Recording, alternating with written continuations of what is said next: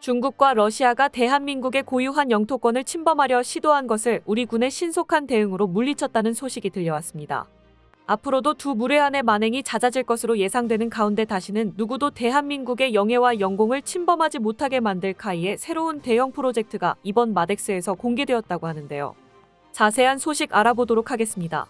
우크라이나 전쟁으로 더욱 단단한 동맹으로 뭉치고 있는 중국과 러시아. 이제는 두 국가가 손을 잡고 한국 방공구역을 무단으로 침입했다는 어처구니 없는 소식이 전해졌습니다. 지난 6일 중국과 러시아의 군용기 8대가 한국의 방공식별구역 카디즈에 진입해 우리 군이 전투기를 출격시켜 대응 조치에 나섰었습니다. 합참은 중국과 러시아 군용기들이 카디즈에 진입하기 전에 공군 전투기를 출격시켜 대응에 나섰기 때문에 중국과 러시아 군용기가 우리 영공까지 침범하지는 않았다고 밝혔는데요. 앞서 지난해 11월에도 중국 군용기 2대와 러시아 군용기 6대가 카디즈를 무단으로 진입했던 적이 있습니다. 방공식별구역은 속도가 빠른 항공기의 영공 침입을 방지하기 위해 조기에 식별하는 공역으로 군용기가 다른 나라의 방공식별구역에 진입할 때는 당사국에 통보하는 것이 관례입니다. 그런데 중국과 러시아는 이러한 관례를 완전히 무시하고 우리 영공을 넘을 것처럼 위협 비행을 실시한 것이죠. 거기에 카디즈 진입에 대해 국방부에서 나서 경고하자 중국은 중국과 러시아가 양국군의 연간 협력 계획에 근거하여 연합 공중 전략 순찰을 한 것뿐이라고 답했습니다. 연합 순찰을 빙자한 중국과 러시아 공군의 무력 시위는 6일과 7일 이틀 연속으로 진행되었는데요. 이번 무력 시위는 다분히 미국과 한국의 공조를 견제하려는 것으로 해석되고 있습니다. 미국이 한국과의 공조를 강화하며 중국을 압박하고 있자 중국은 러시아와 손을 잡고 한반도를 양쪽에서 에워싸려는 움직임을 보이고 있습니다. 심지어 지난 17일에는 러시아가 중국이 그토록 원해왔던 블라디보스토크 항구를 163년 만에 개방했었는데요. 우크라이나 전황이 러시아에 불리하게 돌아가면서 러시아가 중국과의 관계를 더욱 공고히 하기 위해 선물을 건넨 것이죠. 군사적으로도 매우 중요한 요충지인 블라디보스토크 항구 개방을 통해 중국과 러시아의 밀월 관계가 더욱 강화되고 있습니다. 덕분에 중국뿐만 아니라 러시아까지 우리 영공과 영해를 침범하는 횟수가 늘어가고 있습니다. 이러한 상황에서 우리 공군과 해군의 정찰 자산을 보완할 필요성이 높아지고 있는데요. 그런데 마침 이 타이밍에 우리 해군을 위한 새로운 정찰 솔루션이 제기되었다고 합니다. 언제나 새로운 프로젝트로 놀라움을 선사하는 카이가 이번 마덱스에서 또 한 번 새로운 항공기를 공개해 화제가 되고 있습니다. 지난 2022년 DX코리아에서 FA-50과 KF-21의 뒤를 이을 카이의 초대형 프로젝트 한국형 다목적 수송기 MCX의 모형이 처음으로 공개됐었습니다. 당시 범고래를 닮은 외형으로 네티즌들의 관심을 한몸에 받았었는데요.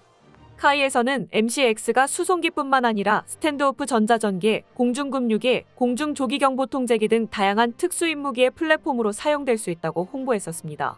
그리고 그 첫 번째 변형 모델이 이번 2023 마덱스에서 공개되었는데요. 바로 해상초계기형 MCX 수송기였습니다.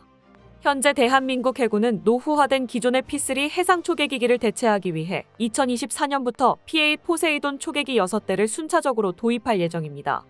카이에서는 P8 도입 이후 교체 소요가 나오는 P3CK 8대를 대체하기 위해 2035년을 목표로 한국형 해상초계기를 개발하겠다고 공개한 것이죠. 해상초계기란 적의 잠수함을 탐색하고 공격하기 위한 특수임무기로 잠수함의 위험성이 더욱 커지고 있는 지금 해군 함대 방어의 중추라고 할 수 있는 무기체계입니다. 호위함과 구축함이 특정 지역을 탐색하며 대잠 임무를 수행한다면 해상초계기는 넓은 범위를 초계하며 적 잠수함을 탐지 및 추적합니다. 이를 위해 케이블에 달아서 투하하는 디핑 소나, 자기 변화 탐지기, 음파 탐지 부표 소노부이, 대수상 레이더 등 각종 대잠용 탐색 장비를 탑재하고 있으며 적 잠수함을 발견할 경우 폭내나 대잠어뢰를 투하하여 전투 임무를 수행하게 됩니다. 잠수함이 아무리 빠르다고 해도 시속 50km도 넘지 못하고 대공무기가 있는 것도 아니기에 잠수함이 해상초계기에 발각되는 순간 끝장이라고 밖에 할 수 없습니다. 괜히 해상초계기가 잠수함 킬러라는 별명을 가지고 있는 게 아니죠. 마덱스에 참석한 강구영 카이 사장은 미래전장에서 해군의 전략적 역할이 강화되면서 항공전력의 중요성이 주목받고 있다며 카이도 다양한 해상용 미래항공 플랫폼 개발로 해군 전력 강화에 기여하겠다고 말했습니다. 이번 해상초계기 국산화는 MCX 양산에 큰 영향을 미칠 것으로 기대받고 있는데요. 현재 한국 해군의 해상초계기는 P3CK 8대뿐이지만 한반도 3면의 넓은 영해를 커버하기 위해서는 최소 32기 정도의 해상초계기가 필요한 상황입니다. 그렇기에 단 8대뿐인 해상초계기로 대한민국의 모든 바다를 지키기 위해 기체와 승무원 혹사가 심각했었는데요. 새롭게 도입하게 될 P8의 성능이 훨씬 뛰어나다 하더라도 여전히 우리 바다를 전부 지키기에는 부족한 것이 사실이지만 더 많은 해상 초계기를 도입하기에는 막대한 비용 문제가 남아있죠. 그렇기에 비교적 저렴한 가격으로 납품이 가능하며 해외 자본 유출을 막을 수 있는 국산 초계기가 대안이 될 수 있다고 기대받고 있습니다. MCX 해상 초계기 수요가 늘어나게 된다면 MCX 사업의 문제 중 하나로 지적받아왔던 부족한 도입 대수 문제가 해결될 수 있을 텐데요. 우리 군 전체의 수송기와 각종 특수임무기를 포함한다고 하더라도 국내 소요가 100대에 못 미칠 것이라는 주장이 많았었습니다. 도입 대수가 줄어들게 되면 규모의 경제 실현이 불가능해지기에 자연스럽게 단가가 높아지고 항공기의 경쟁력이 떨어질 수밖에 없게 됩니다. 때문에 카이가 이번 마덱스에서 해상 초계기와 같은 파생형 모델을 일찌감치 공개한 것도 MCX 프로젝트의 사업성을 제고하려는 것으로 분석되고 있습니다. 해상 초계기를 제작하는 데 있어 핵심이 되는 것은 물론 플랫폼이 될 항공기이지만 그보다 중요하다고 할 수 있는 부분이 항공기에 탑재되는 대잠 장비들인데요. 현재 우리 군은 대잠 탐색 및 전투 장비들의 국산화에 힘쓰고 있습니다. 지난 2013년부터 해상작전 헬기 절충 교역을 통해 디핑 소나의 핵심 기술을 확보했고 2016년부터 국산화를 거쳐 현재 한국형 디핑 소나를 개발하고 있는 단계입니다. 또한 일회용이기에 소모한 만큼 외국에서 수입했어야 했던 음파 탐지 부표 소노브이의 국산화 개발 역시 진행 중인데요. 현재 LIG 넥스원에서 고감도 음향 탐지 시스템을 탑재한 한국형 소노브이를 2024년 완료를 목표로 개발을 진행 중입니다. 그리고 해상 초계기가 잠수함 킬러라고 불릴 수 있게 해주는 경어뢰는 이미 2004년에 국산화를 완료했었는데요. 한국형 경어뢰 청상어는 직경 12.75인치, 길이 2.7m에 중량 280kg, 최대 사거리 약 9km에 최대 속력 시속 45노트로 타국에서 개발한 경어뢰와 비교했을 때 모든 성능에 있어 우위를 차지하면서도 일반적인 경어뢰의 절반밖에 되지 않는 가격을 가지고 있습니다. 여기에 메탈제트 성형작약탄을 적용하여 목표물에 적중할 시 1.5m 두께의 균질함 연강판을 관통하는 것이 가능합니다. 명중할 시 살아남을 수 있는 잠수함은 없다고 봐야 하죠. 이러한 청상어는 우리 군의 수상함과 수상작전 헬기 그리고 P3CK 해상 초계기에서 운용되고 있습니다. 하지만 청상어 역시 완전한 국산 무기라고 하기에는 수입 부품이 많다는 문제가 있는데요.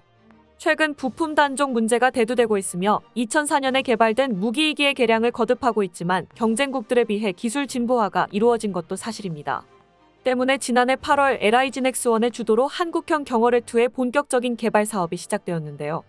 이번 경어뢰 개발 사업은 95% 이상의 국산화율을 목표로 경어뢰의 대부분 부품을 국산화하는 것과 동시에 기존 청상어 어뢰 대비 주행거리와 주행속도를 증가시키고 발전한 기만 체제에 대한 대응 능력을 높이기 위해 신형 음향탐지 센서를 개발하는 것을 목표로 2029년까지 약 1,600억 원을 투자할 계획입니다.